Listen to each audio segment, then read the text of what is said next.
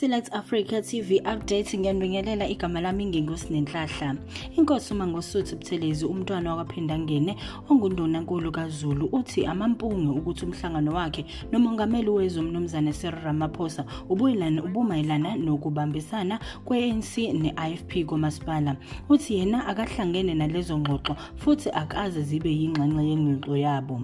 Ushengo uthi njengoba bebehlangene nomongameli wezwe eThekwini bebezoxoxa ngesihlalo sobukhosi bukaZulu futhi lo mhlangano ubuhlelwe uye umongameli ngoba bebufuna ukuqonda kabanzi nge-customary law nangakho konke ukuthinta isihlalo. Uthi kuthe esemnikile wonke amaphepha achazayo futhi acacisayo ngesihlalo sobukhosi uthe bobabili babonile ukuthi lolu daba luzodinga ukuthi luhlale enkantolo ngomhla ka-6 nomhla ka-7 Disemba kulo nyaka.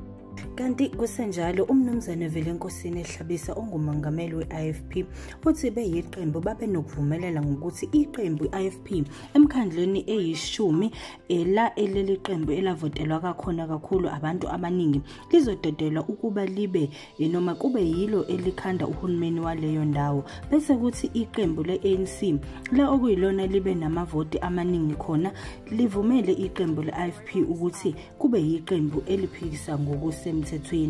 Kuthi lesinqumo basithathe ngokuvumelana beyiqembu. Kanti ke okubukakayo ngalodaba abantu abaningi einkundleni zokuxhumana banembono eminingi futhi ehlukene ngalolu daba. Kodwa ke mbukelo Select Africa TV sizwele uhlabisa ezikhulumela.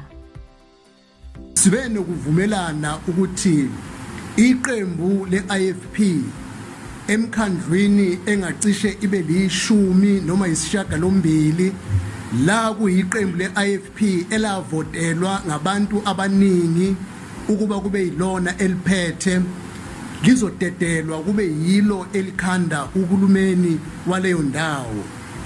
Bese kuthi la kuyiqembu lika-ANC okuyilona elinamakhansela amaningi iqembu le-IFP lizoba yiqembu eliphikisa ngokusemthethweni.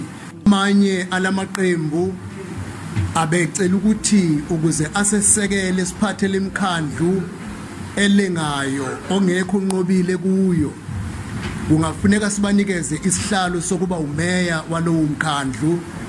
Abanye bethi ungafuneka sibanikeze ukuba usomlomo wasalowo mkhandlu.